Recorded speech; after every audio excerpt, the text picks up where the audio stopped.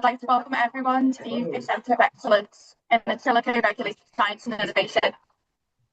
This pilot series is proudly sponsored by Innovate UK, the Medical Research Council, and the Medicines and Healthcare Products Regulatory Agency. As the UK's first centre of its kind, we pioneered the use of in-silico methods to enhance regulatory innovation. And our webinars will dive into the latest advancements, best practices, and applications of in-silico approaches. We hope to foster collaboration and knowledge sharing among stakeholders. And as you'll see today, this will help us drive progress in healthcare medical research. We're going to put some links as well on the webinar chat for you to join our network with the various channels that we've set up. And we hope that you can contribute well and get inspired from this pilot session. Thanks to the whole team for Pilot 10 for making today happen. And I'll hand back over to you, Derek. Great. Well, thank you very much, and very much welcome to everybody who's either joining live or who's watching this on YouTube later. This is Pilot 10 of the CEiRSI project, and we're delighted to present our application of in-silico methods, modelling and simulation in radiotherapy. This has been a collaboration between industry, between Varian, Elekta and Leo Cancer Care, all been involved in brainstorming and discussing how we can use these approaches. Really key contribution from UCLH and Sarah Galliford, I noticed, is on the call. She's been very helpful, along with Andy Pointer in getting some data out of the AI contouring and radiotherapy systems that we're presenting. And we've also had Gavin Quigley having a key role. He was at BSI. He is now with J&J. He is, I believe, joining the call, but will have to leave a bit early. And David Granger, last but by no means least, of course, a very key person from the software team at MHRA, who's very much helped us understand the emerging and evolving MHRA needs for new sorts of regulatory evidence in software pathways. So great pleasure to kick off with this sort of overview. We're going to start with some goals and introduction. So my name's Derek Hill from UCL. I will be sort of managing the slides and will be passing over to my colleagues for the various sections. We'll have then clinical application and motivation presented by Andy. I will then come back and talk in a more regulatory focused sense on the questions of interest and context of use for the models we're using. Then I'll bring in Tuan for the industry perspective, and we'll have David Granger from the regulatory perspective. And then I will come back and talk more about how this maps to the credibility assessment framework that we're all supposed to be referencing. And finally, I'll pass back to Andy, who'll be talking about our proposed validation activities, and we'll finish up with some next steps. So at that point, I'd like to start by really focusing on what our goal here is. So one point to bear in mind is that modeling and simulation, or in-silico methods, if you like, can play a role in all sorts of places in the medical device or drug regulatory pathways. Here, we're looking at modeling and simulation that could be running on a device that's in clinical use and could be used for really two purposes. The first is enhancing post-market surveillance, PMS, using real-world trend reporting. The application we're looking at is AI contouring, so artificial intelligence methods now becoming quite widely used in hospitals to streamline radiotherapy treatments. And the second thing it could be used for is a little more innovative, perhaps, in terms of accelerating innovation in devices, which is underpinning predetermined change control plans so that AI contouring devices could be updated without the need for third-party or regulatory review. So we will be presenting these goals. So we've got, if you like, two slightly different use cases of the same model that we'll be focusing on. Now, we have been anchoring in this CEiRSI project a lot of what we're doing in this guidance from the FDA that came out a couple of years ago on assessing credibility of computational models of simulation for medical device submissions. Now, that particular guidance document focuses on 4 applications of modeling and simulation. And the one that we're really focusing on here is the modeling and simulation within a medical device software And this is just a paragraph extracted from that guidance, talking about how you might use, for example, physics-based methods to estimate clinical biomarkers, fractional flow reserve, or device software functions that simulate patient response. Now, what we're doing is in a radiotherapy application, we have a model that takes as input CT scans and contours of organs at risk from a patient, from each patient, and produces an output, which is a prediction of the radiation dose in those organs at risk. Of course, when you're treating cancer with radiotherapy, you want to avoid inappropriately high doses to organs at risk, while of course maximizing the dose in the target organ. So to explain more detail about that application, I'm going to pass on now to my colleague Andy, who is going to present some of the radiotherapy application and motivation. Andy. Thanks, Derek. So just for people who are not totally familiar with the radiotherapy process, I've got a very sort of high level simplified process diagram here. So radiotherapy obviously uses a series of medical devices, so that patients' imaging is acquired on a CT or sometimes MR scanner, and we scan the patient in the treatment position. And pretty much universally these days, these CT scanners are dedicated for radiotherapy scanning rather than being diagnostic units, but historically they were one and the same thing.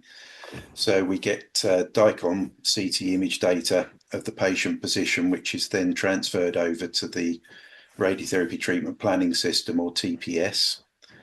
And then when that's done its thing, we transfer the DICOM RT treatment parameters over to the treatment delivery system, which again is usually a linear accelerator and its control system, but it could be a proton system or some other kind of treatment device. But I mean, all of these are approved medical devices.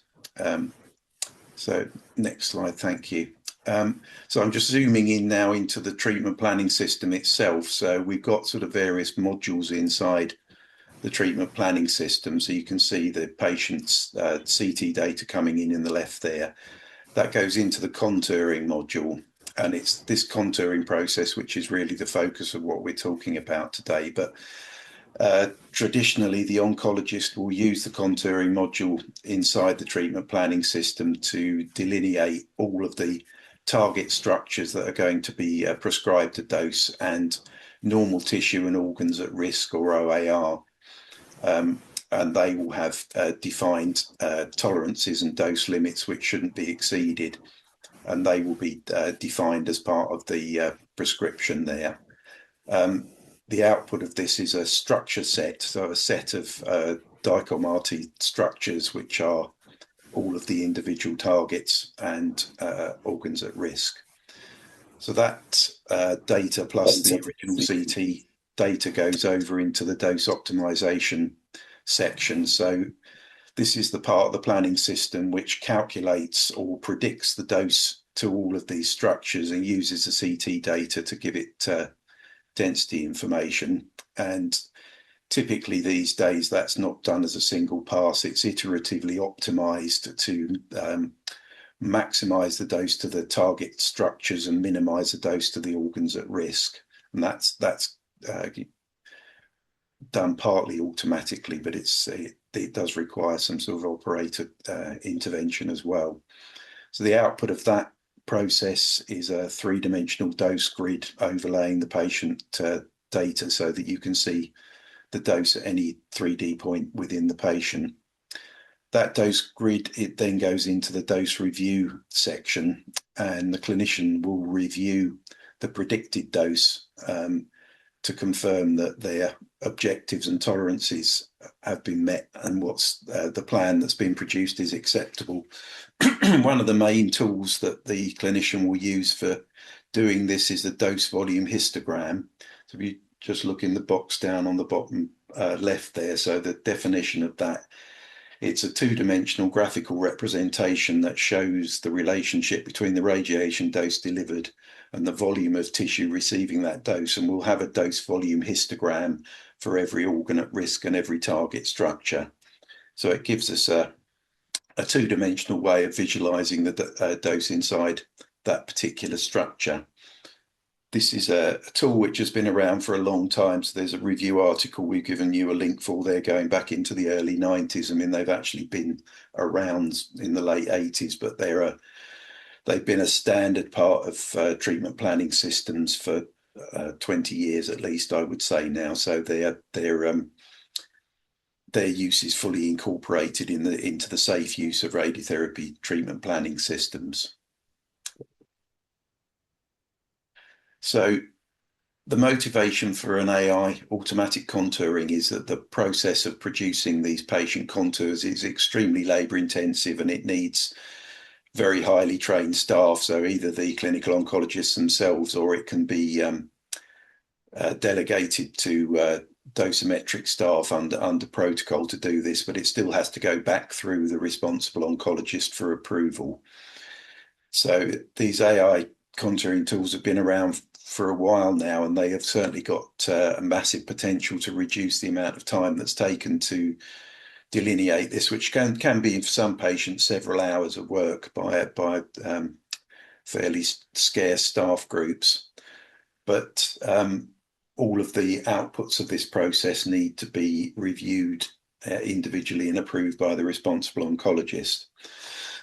So the system that they actually have in clinical use at UCLH is the Limbus system, and they've implemented it clinically for quite a wide range of indications and body sites.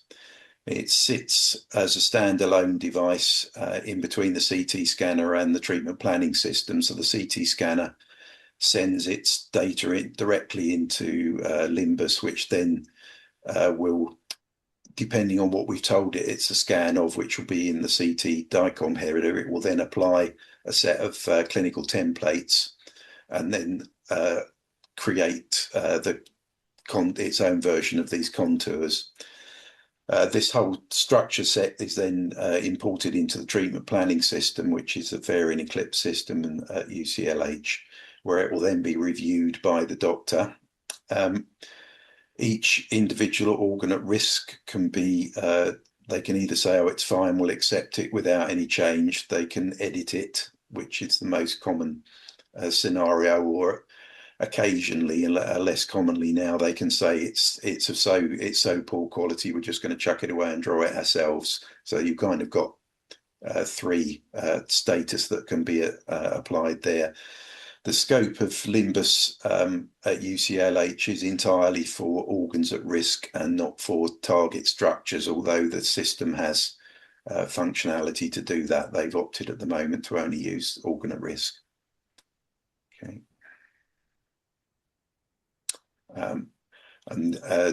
I think, as I was saying, there are quite a lot of these systems out there now, and this has been recognised by NICE that they've got the potential to speed things up considerably in treatment planning, and potentially feed into improved consistency and safety in contouring as well. Okay. So I've just given you a very, very simple example here of the sort of scenario that we're going to be looking at. So this is actually a phantom data here rather than real patient CT data, but the principle's the same. So you can see here the green contour is the brainstem that the clinician has approved, which may have been edited from the AI generated one or drawn directly. And then in blue is just showing you an example of a different contour that the AI system may have generated. And I've drawn it with quite a big difference here to exaggerate it. You'd expect normally the two to be actually much more similar than that. And then the target volume here is where the dose is actually going to be delivered. It is prescribed for the patient.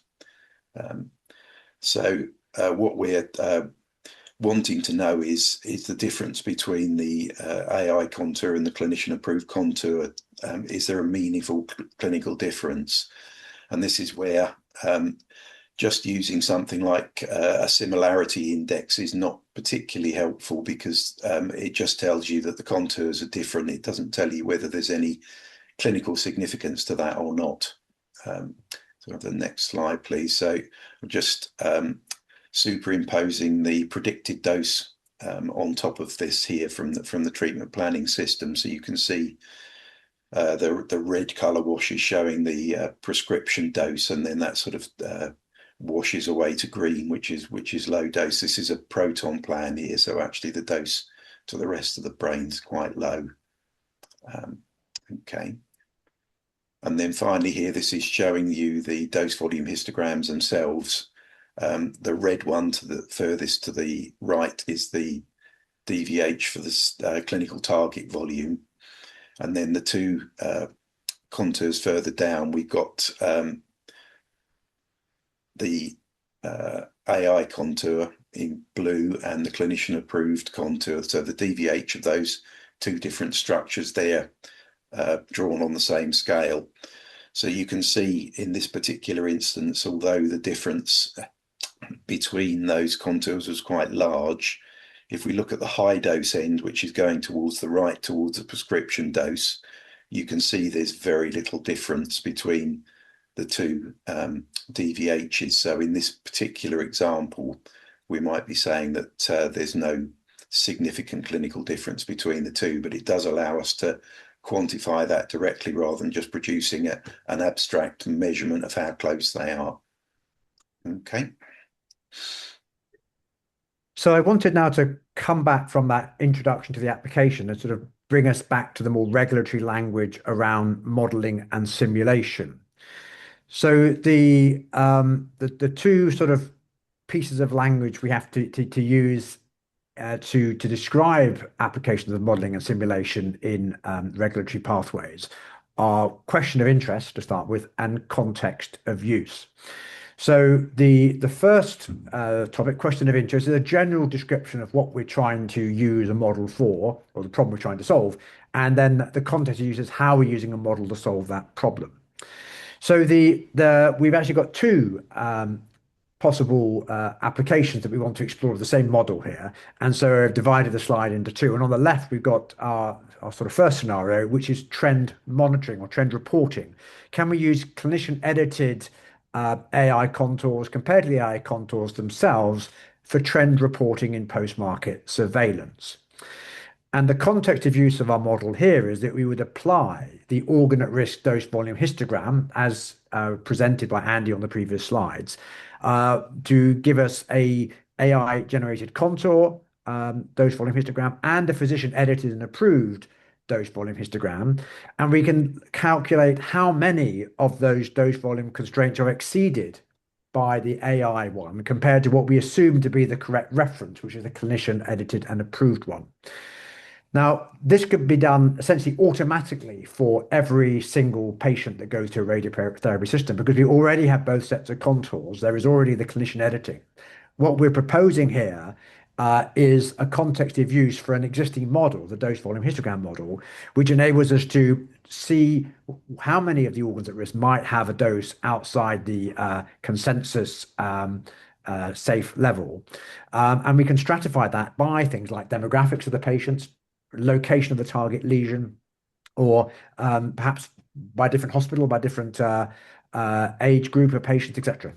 And that output could be used for the trend reporting for post-market surveillance. So we'll hear more from David Granger later about why there's a desire to have improved trend reporting in post-market surveillance by medical device regulators.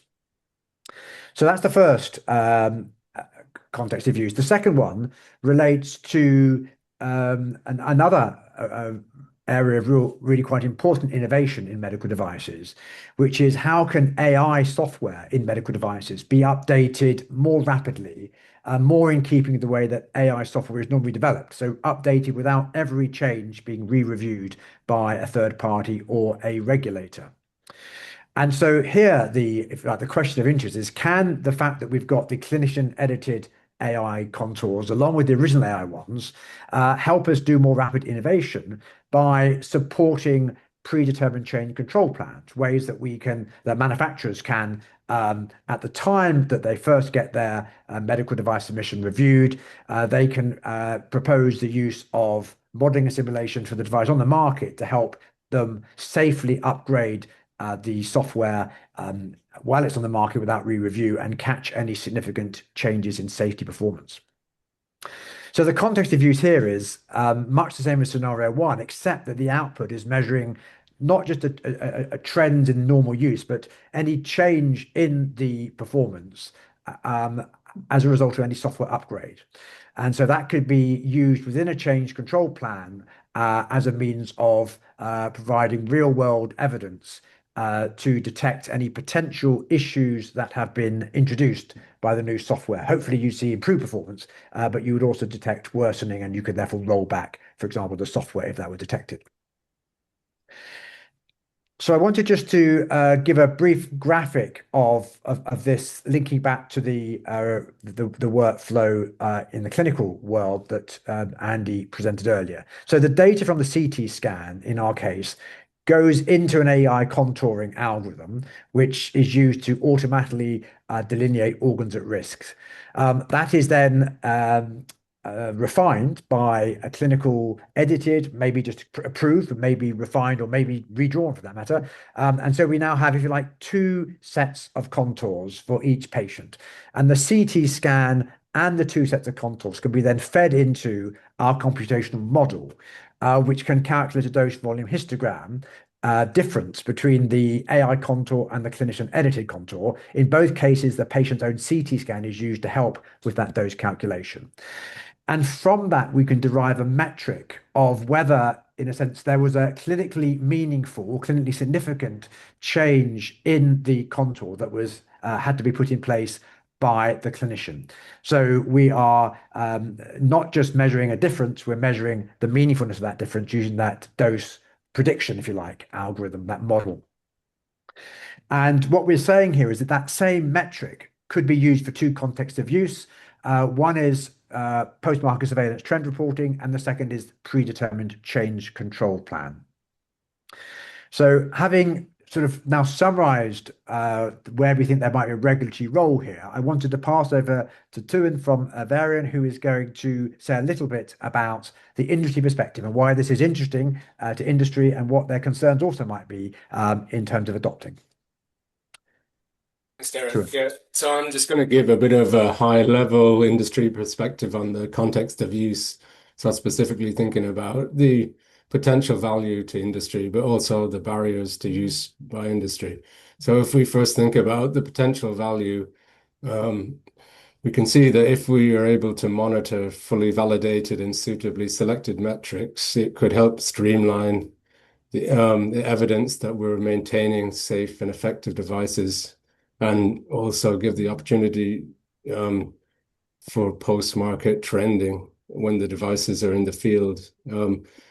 It's pretty clear that this could be particularly beneficial when we're talking about devices that are using AI, and there's lots of them starting to come onto the market. And for example, the FDA have recently released guidance on AI medical devices and the kind of monitoring that might need to be done. And likewise, there's a whole section of the EU AI Act that talks about that. And I mean, another thing about this context of use is it's potentially compatible with a risk-based approach to monitoring. So you could imagine that depending on how you assess the risks in a device, you might have one level of automated monitoring for lower risks, and then you might need to have some kind of human in the loop review of moderate or higher risks. And then if we think about some of the barriers to use, one thing that maybe comes to mind is if we don't have stable or mature monitoring metrics. So if the metrics that we're trying to monitor are still evolving in the clinic, there might be a lack of clear thresholds that allow us to kind of flag potential safety issues. There might be some subjectivity or intransparent metrics that could impact competition among manufacturers, and also these methods would need to really account for the global footprint of manufacturers. So that's kind of talking about how clinical practice can kind of vary globally, but also there might be different regulatory requirements for different parts of the world, and then obviously ease of implementation. And I mean, that's not something maybe that we'll get onto today, but how would something like this kind of be implemented? Would it become some kind of standard like DICOM or FHIR, or would a third party company, for example, provide the interface to allow this monitoring to happen? But the bottom line is, I mean, you can see the benefit if this could allow for agile regulatory clearances, updates, and post-market reporting, while maintaining safety and effectiveness. Thanks. Thank you very much. Sorry. So I'd now like to pass over to David Granger for the regulatory perspective. Right, so there's two aspects that we are interested in for UK regulations. So that's the trend reporting, post-market surveillance, and predetermined change control plans. We have recently introduced some new regulations that cover post-market surveillance. These replaced aspects of best practice, but it was all in guidance. So the UK has put these into regulation. One aspect is trend reporting, and this is looking at those issues which aren't normally considered to be reportable. So they're under the normal barrier for reportability, but we're looking at significant increases in incidents, and incidents can include a deterioration in performance of a device when used as according to its intended use. Secondly, we are looking at predetermined change control plans for our new pre-market regulations, which are currently in draft and should be in force next year. So these allow manufacturers to change a device's algorithm without a full regulatory review, as long as that change falls within the limits as set at first certification. We've also contributed to setting some guiding principles, which are on our website as well. Thank you. Thank you, David. So I'm now going to bring this back to the model credibility assessment framework that all of the pilots in this CEiRSI have been using, which is it's the ASME verification validation 40 framework, which has essentially been adopted by the FDA in their credibility assessment of models guidance, and which, as some people in the US would say, they're socializing, if you like, within other jurisdictions. They're quite keen that a similar approach is used, because obviously it's good for manufacturers if all regulatory jurisdictions use similar ways of thinking about things. Now, this is a diagram which has been used in many other presentations of the pilots here, of the sort of process you go through in navigating this credibility assessment framework. And I'm just going to go through this now step by step for the application that we're talking about here in AI contouring for radiotherapy. So we start off here with, of course, the question of interest, and then we have already defined those. We've got number one was in trend reporting, and number two was in AI model updating for predetermined change control plans. We've also, as I showed earlier, we've defined a context of use. So the trend reporting one and the AI model updating one, and both those contexts of use essentially use the same model, this model which is producing an estimate of kind of the clinical impact of if you like, a difference, a divergence between what the AI says and what the clinician says, and to use that either for trend reporting or to use it for predetermined change control plans. So we've already identified those two steps, and having done that, the next step in this framework is to look at model risk. Now, this is a risk framework which is obviously related to, but a bit distinct from other risk frameworks we're used to in medical devices. There's the two dimensions, as very often in risk frameworks. We've got the influence of the model, and we've got the decision consequence. Now, helpfully, the FDA has sort of provided some input in how we should look at risks for modeling simulation used in device. So where we're talking about a device on the market, we're not talking about models used for development or testing of devices pre-market. We're talking about devices on the market. And so we have assessed that the model influence is going to be high for PMS trend reporting because it could lead to the reporting to regulators that David asked for, which enables people to meet their regulatory obligations. But the decision consequence is low. And so we therefore put the model risk as medium. For the predetermined change control plan, the model influence is high again, but the decision consequence we think in this case is medium because it does result in a sense supporting more rapid update to the software. So we think that's a slightly higher overall model risk of medium high. So that's our risk classification for the model, which is slightly different in those two applications, those two contexts of use.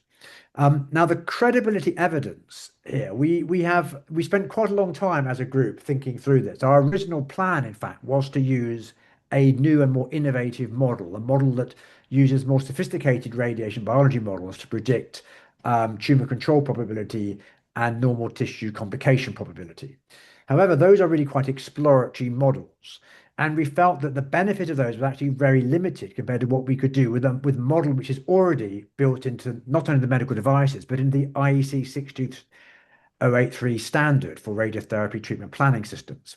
And so that means the credibility of these models is already high because we've already got these models used in treatment planning systems, but for a different context of use. They're not used either for trend reporting, nor are they used for supporting predetermined change control plans. So what we're really talking about here is that we have to review this evidence and update it in the light of these new contexts of use. But the model itself, we've chosen to adopt, take a conservative approach and adopt a model that is already used and has been used for a long time, widely accepted and built indeed into a IEC standard. So we now get to the risk-informed credibility assessment itself, the main verification and validation activities. And here is a quote again from the FDA guidance, which talks about models used within device software, where we obviously need to verify the code and do in vivo validation of the results. And so, in a sense, the position we're in with this particular model is that the model is already, in our view, verified sufficient for these contexts of use, because that verification has been done in accordance to the IEC 62083 2009 standard. But validation, of course, has not been done for these contexts of use. Validation of this model was done for the existing approach, which is just providing, very important to provide dose estimates within the patient's organs at risk just for individual treatment optimization, not for trend reporting and not for predetermined change control plans. So the validation is necessary for these two new contexts of use that we proposed. And so I'm now going to hand back to Andy, who is going to outline the validation activities that we're now planning to do in a continuation of this project. Andy. Thanks. We have actually, as I said, the system's been in clinical use at UCLH now for some time. So we have a pretty mature database of AI-generated contours with their clinician-approved counterparts, and these have all been stored as part of the patient record there. So we can certainly take a sample of this data and test our approach on it to see if it's producing valid or useful results. There's several things we'll have to take into account, but Yeah, I mean, we can either retrospectively review the structures to make sure that there is a clinical consensus, or we could go with the already clinician improved contour. As I say, the AI contouring is actually already done for most of these patients, but if it hasn't been, we've got the data there to do it, and then look at the differences between our DVH and organ at risk model, and then hopefully we can generate from that a metric which can be generalized to different contexts of use, different dose constraints, different markets, etc. We will need to segment the data by patient demographics and target location, because I think the issues are quite different in different body sites, and we can compare by individual clinician as well, because I think it's fairly well established that clinician consistency itself against themselves is not always perfect. If you ask them to draw the same data twice, you don't get exactly the same answer. So that's another factor that's got to be taken into account. The other sort of nice thing is that there is actually an upgrade to the latest model pending on the UCLH system. So we have an opportunity to look at how this metric is impacted during that upgrade, which I think will be a very nice illustration of whether it is able to pick up any issues consequent on changing over to a different model. Okay. Okay, so that's a kind of a summary of the validation we're planning to do. And I wanted just to bring back to sort of finish up this presentation ahead of the Q&A by summarizing what we've done and our next steps. So our group has worked together, so people from industry, NHS, academia, regulators, and Gavin from BSI to try and identify how in-device computer modeling and simulation can be applied to AI contouring and radiotherapy for two different applications. One is trend reporting for post-market surveillance, and the other is to support more rapid innovation in AI contouring, which is one of the most rapidly innovating areas. Of course, these AI approaches, rapid innovation in medical devices, and to enable that to be accelerated without the need for re-review by having a framework to really monitor in the real world what's going on. We have mapped the approach we're using to the FDA guidance for modeling and simulation and the VNV40 framework that it advocates. We've chosen the dose volume histogram model because it's already been verified. It's already part of medical devices. No need to repeat the verification step. And so in some ways, it's a low-hanging fruit for this sort of application, because what we have to do is some validation in clinical use, which we've outlined. We proposed a validation plan which needs optimizing and finalizing. We'd obviously appreciate feedback from anybody on the call. But what we plan to do early next year, is, as Andy was proposing, we will review the data that's already been collected, and it's being done as part of sort of clinical governance and service innovation within UCLH. So we have this data, we can review it, and we, with the aim of publishing to show both what we learn from looking at trend reporting and also what we learn across a software upgrade. That software upgrade, of course, will be done the old way. It will be a new approved piece of software, but we will be demonstrating how a software upgrade can be picked up and to what extent it impacts the trends in our measure of dose volume histogram differences.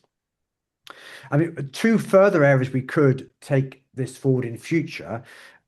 We could expand from AI contouring just of organs at risk to also include contouring of targets. This is a more controversial area. This is one where AI might have great benefit, but also higher risks. And so expanding to that area could help with adoption of AI contouring of targets, as opposed to AI contouring, which is more widely used now for organs of risk, which of course typically more normal anatomy. So it's a less of a challenging task for the AI. And we could also potentially look at see whether there's any benefits in the more advanced radiation biology models that we were first thinking of using, these tumor control and normal tissue complications probability metrics. Those models are more in the academic realm at the moment, but we could consider whether that would be something that would have additional value. But that's in a sense where we've got to. We think it's two interesting applications of modeling and simulation that could impact the both trend reporting and predetermined change control plan. We've given an example in radiotherapy, though we like to believe that there might be more general applicability of this sort of approach to other software applications where AI may be used in medical devices for planning treatment of various sorts. So that's where I'd like to finish today. And I'd like to open up for any questions, either online, or I've also got some people in the room with me here who may have some questions.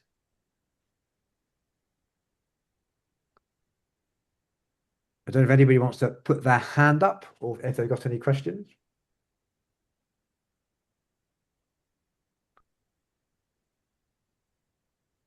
Or in the room.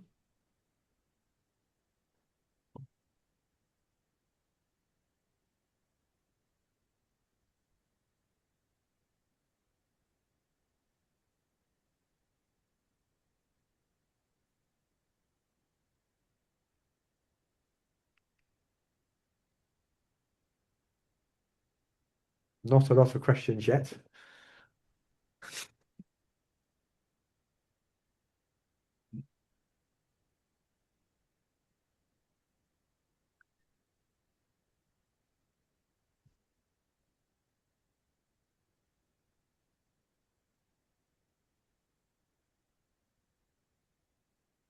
Oh, there's a comment in the chat. I don't know if that's a question. So what type of uncertainty will need to be considered in the models? So again, in terms of some of the uncertainty linked to the verification steps of the software, that's something that's been well established. These models have been around since the 90s, maybe earlier. So that review paper was from early 90s. So they're very established sort of radiation biology models. There are, as we discussed, some newer ones for which there is a lot more uncertainty. So we think there is the degree of uncertainty in the model parameters and their output is actually fairly low, particularly if we're using CT. I think there is greater uncertainty in the parameters if we were using MRI scanning as the planning modality rather than CT, simply because we there will be more uncertainty in the output because the radiation biology parameters need to take account of the electron density, which of course MRI doesn't directly acquire. It would have to be estimated. But I don't know if Andrew Pointer, you wanted to add anything on this question about whether there's other types of uncertainty we want to consider that we haven't mentioned. I think you probably covered it, but obviously the predicted dose grid is subject to uncertainty, and that depends on the algorithm that's being used for it. But I mean, as you say, this is a well-known and validated factor in treatment planning anyway, so it's not a new thing as far as this project's concerned. The dose volume histogram is just a mathematical derivation from the dose grid itself, so it doesn't bring any further uncertainty with it other than what was inherent in the dose prediction in the first place. So another question, when thinking of validation, how much does it need to be disease and site specific? For example, same organ may be used for planning in different patient groups and clinical impact is varying. So I'll have a go answering this first, and I'll hand it over. And I know Tuan may also have some thoughts about this from an industry perspective. So I think the point about the clinical validation is we do expect the biological impact of the, if you like, the AI contouring correction, right?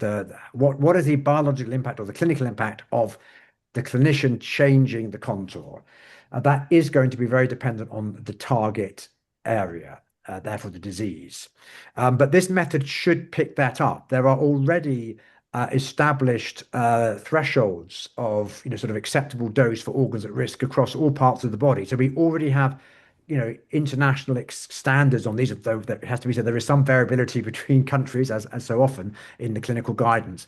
But we could internationalize it quite easily. So I think what we see is our model ought to be able to provide valid answers for those things. We will test that on a whole range of clinical cases in UCL. We'll choose a representative range of clinical cases in the clinical validation we plan. But what we would expect to see is rather different trends for different disease sites. We may find that the editing is much more significant in terms of its biological impact in some treatment sites than for others. So I don't know if Tuan or Andy, you want to add anything to that? Yeah, maybe just to add one short comment. I suppose like if you're able to test across the whole range of different sites and then make the metric relative somehow. Yeah. And I think Andy mentioned that in his slide, then that would be one way to get around that potentially. Yeah, I think sorry, go ahead. Sorry, Derek. I think it's a very good point, because you could, as Katerina points out, you can have the same structure defined in two different quite different treatment scenarios. If you're treating head and neck or brain and you're looking at the spinal cord, the significance of changes or errors in that is very different between those two use cases. So I think we do have to stratify all of this very carefully to make sure that we're not glossing over anything.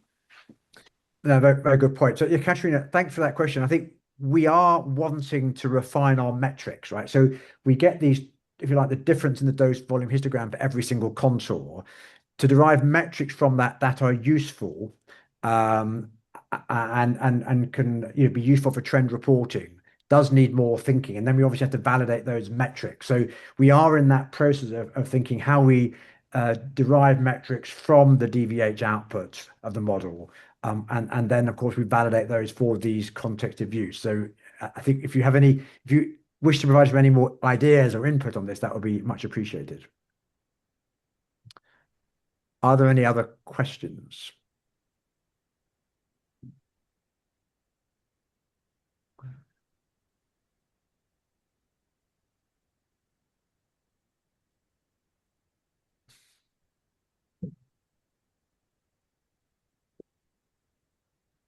Just have another minute or so. If anyone wants to write anything in the chat.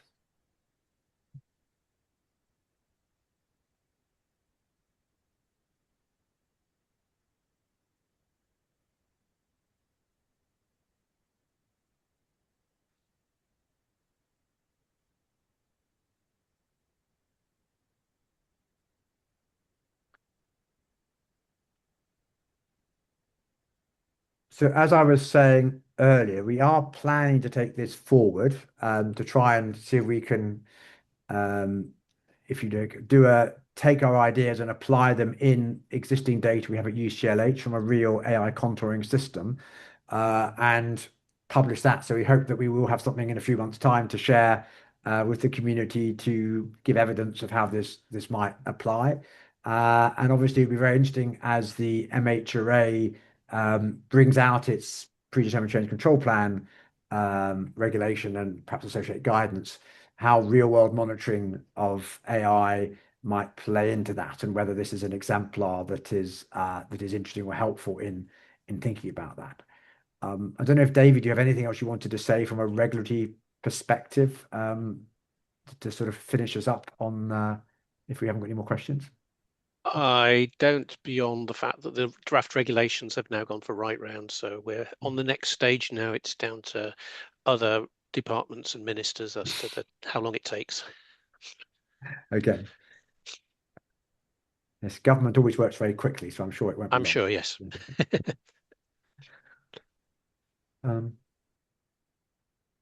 So unless there's any more questions, I'm very happy to finish up within the hour and let everybody move on to other things. We would very much welcome anybody who's watching this on YouTube as well to contact us with any questions, and we'll try and respond.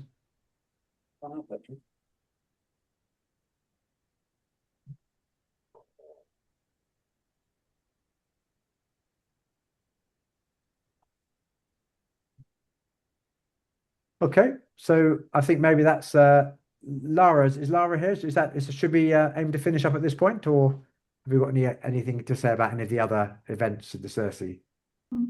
Yeah, I just wanted to say thank you so much to the whole team, and this is our last pilot session of the year. So yeah, thanks so much, and those who presenters and those who attended the session and asked questions.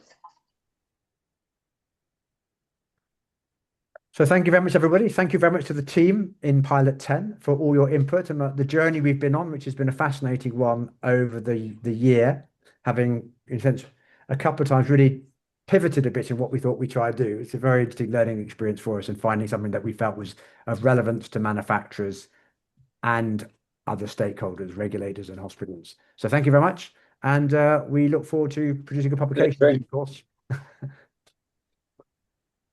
Thank you, everybody.